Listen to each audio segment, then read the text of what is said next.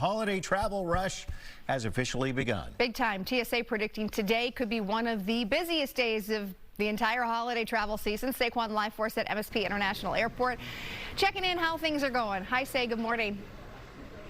Hey, good morning to you. Yeah, we know there was maybe a little bit of, headaches for some travelers who were trying to get out of MSP yesterday or maybe flying into MSP yesterday. We know that there was that ground stop, which has been lifted, of course. So good news, of course. Things are back on track this morning here at MSP International. We're at Terminal 1 right now. You're looking at the South Security Checkpoint.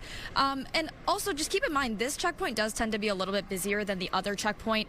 So maybe just something to keep in mind, of course, if you are planning on heading out anywhere today. MSP International says today is expected to be the busiest travel day ahead of Christmas. In fact, they also say 45,000 people are expected to pass through TSA checkpoints today alone, and just shy of 50,000 people on the single busiest day, which would be the day after Christmas.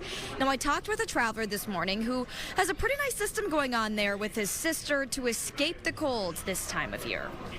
My sister knows I live in Minnesota. She knows I don't like the cold, and it's like her Christmas present to me, is that she says, yeah, come on down for 10 days, Greg. I try to entertain her kids.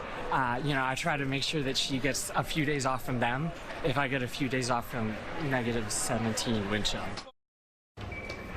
Yeah, it can tend to feel like that at times. Now, if you are flying somewhere today or this weekend, here are some tips from airport officials.